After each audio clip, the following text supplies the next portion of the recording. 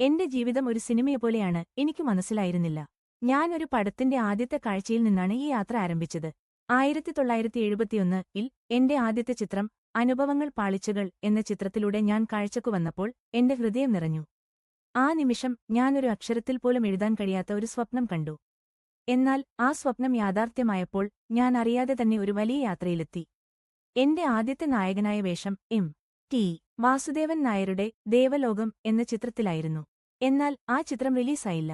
എന്നിരുന്നാലും ഞാൻ ആ വേഷത്തിൽ നിന്നുള്ള അനുഭവങ്ങൾക്കായി കാത്തിരുന്നതായിരുന്നു. 1981-ൽ അഹിംസ എന്ന ചിത്രത്തിലൂടെ ഞാൻ കേരള സംസ്ഥാന ചലച്ചിത്ര അവാർഡ് നേടി. അത് ഒരു വൻ നേട്ടമായിരുന്നു. എന്നാൽ അതിനേക്കാൾ വലിയതായിരുന്നു എന്റെ ഹൃദയത്തിലുള്ള സന്തോഷം.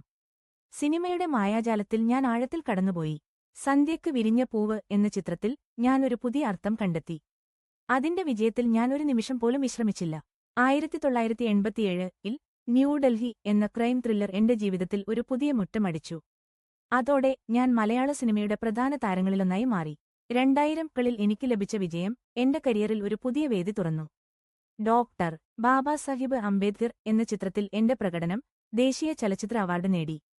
കാഴ്ച 2004 പാലേരി മണിക്യം 2009 എന്നിവയിലും ഞാൻ കേരള സംസ്ഥാന ചലച്ചിത്ര അവാർഡ് നേടി. പ്രഞ്ചിയേറ്റൻ ആൻഡ് ദി സെയിന്റ് എന്ന ചിത്രത്തിൽ ഞാൻ അഭിനയിച്ചപ്പോൾ അത് എനിക്ക് വളരെ വലിയ പ്രശംസയും സമ്മാനിച്ചു. എന്റെ ജീവിതത്തിൽ സിനിമയുടെ മായാജാലം മാത്രമല്ല, അതിനൊപ്പം എന്റെ സ്വപ്നങ്ങളും നടന്നു. ഞാൻ കേരളത്തിൽ നിന്ന് ഉയർന്ന ഒരു പ്രതിഭയായി മാറിയപ്പോൾ ഞാൻ എന്റെ ജനങ്ങളോടും സമൂഹത്തിനോടും കടന്നുപോയി.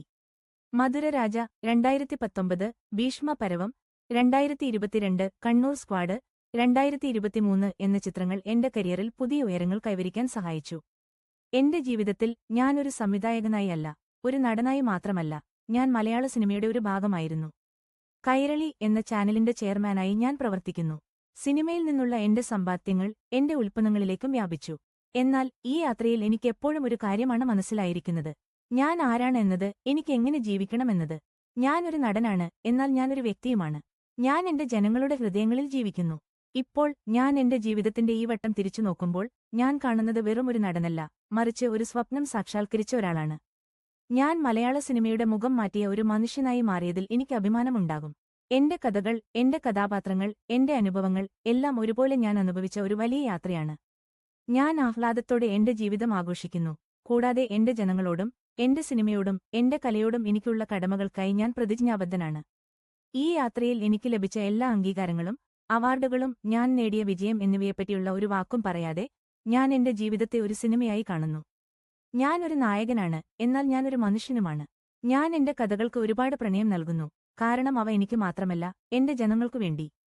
നമ്മുടെ ജീവിതം ഒരു സിനിമയാണെന്ന് ഞാൻ വിശ്വസിക്കുന്നു. എങ്കിൽ എന്റെ കഥയ്ക്ക് ഒരു നല്ല അവസാനമുണ്ടാകും. ഞാൻ ഈ നിമിഷത്തിൽ നിന്നുള്ള ഓരോ അനുഭവവും, എന്റെ ജീവിതത്തിന്റെ ഓരോ രംഗവും എന്റെ പ്രേക്ഷകരുടെ ഹൃദയത്തിൽ ഒരു സ്ഥാനം നേടുമെന്ന് പ്രതീക്ഷിക്കുന്നു. എന്റെ യാത്ര തുടരുന്നു. ഞാൻ മുന്നോട്ടു പോകുന്നു. എന്റെ കഥകൾ പറയാൻ, എന്റെ സ്വപ്നങ്ങൾ സാക്ഷാത്കരിക്കാൻ, എന്റെ ജനങ്ങളുടെ പ്രിയനടനായി ഇരിക്കാൻ.